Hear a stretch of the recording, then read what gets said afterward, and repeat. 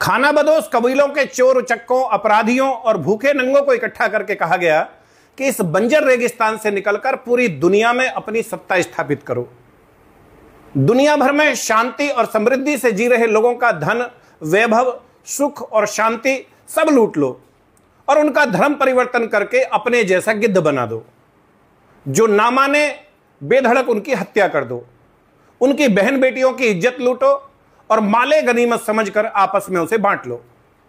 विस्तारवाद के युद्ध में जीते तो विजेता कहलाओगे, मर गए तो शहीद, और फिर 72 तो ऊपर मिलेंगी ही, 130 फुट लंबी। किसी मूर्ख को यह नहीं सोचना अबे तुम 5.5 फुट ये, वो 130 फुट, मतलब कुछ भी। खैर, उनका लक्ष्य स्पष्ट था, सबको अपने जैसा बनाना। लूट के माल का लालच और हवस पूर्ति की कुंठा विस्तार का माध्यम बने। शांति और सुख चैन से जी रही दुनिया में लूटपाट, मारकाट, व्यभिचार और धर्म परिवर्तन के माध्यम से पूरे विश्व में आतंक का साम्राज्य खड़ा कर दिया गया। आपसी फूट और घरघोर जातिवाद में बटे भारत को 1200 वर्षों तक रौंदा गया। 1946-47 में धार्मिक आधार पर 22 लाख सनातनियों का कत्ल करके भारत माता का विभाजन कर दिया गया। जबरन पाकिस्तान और पूर्वी पाकिस्तान बना दिया। बाद में वही पूर्वी पाकिस्तान एक अलग देश बांग्लादेश बन गया। चलो जान छूटी, अब तो हम शांति से रहते, अब तो हम शांति से जीते। पर नहीं, धार्मिक आधार पर विभाजन करने के बावजूद भी रणनीति के तहत उनकी लगभग आधी जनसंख्या भारत में ही रह गई, नेहरू और गांधी की शह पर। भारत में बचे रह गए उन लोगों की एकजुट वोटों के सहारे सत्ता में बने रहने के लालच के कारण नेहरू ने उनकी अंधाधुंध बच्चे पैदा करने की साजिश की ओर से अपनी आंखें मूंदे रखी। बाद में नेहरू की बेटी इंदिरा तो एक कदम और आगे बढ़ गई और सनातनियों की नसबंदी शुरू करा दी।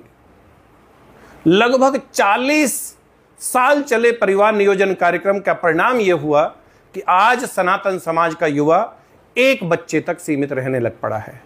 दूसरी ओर एक बहुत बड़ी साजिश के तहत 8-8, 10-10 बच्चे पैदा करने वालों के कारण आने वाले कुछ वर्षों में वो आबादी फिर से भारत की कुल आबादी का 25% हो जाएगी।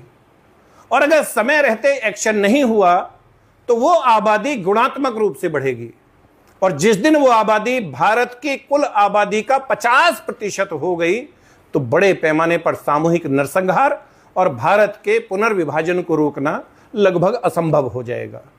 इसलिए अब यह आवश्यक हो गया है कि सबसे पहले जनसांख्यिकीय असंतुलन की समस्या के समाधान के लिए कड़े दंडात्मक प्रावधानों वाला जनसंख्या नियंत्रण कानून बनाकर सभी के ऊपर समान रूप से लागू किया जाए। 11 जुलाई को हर वर्ष देश के अधिकांश जिला मुख्यालयों पर जनसंख्या समाधान फाउंडेशन अथवा राष्ट्रीय हिंदू फ्रंट के नाम से धरना प्रदर्शन और माननीय प्रधानमंत्री भारत सरकार के नाम ज्ञापन दिया जाता रहा है। अब इससे काम नहीं चलेगा ना, इससे काम नहीं चलेगा। यह हमारे अस्तित्व और बच्चों के भविष्य का सवाल है। अब चूके तो आने वाली पीढ़ियां हमें कभी माफ नहीं करेंगी।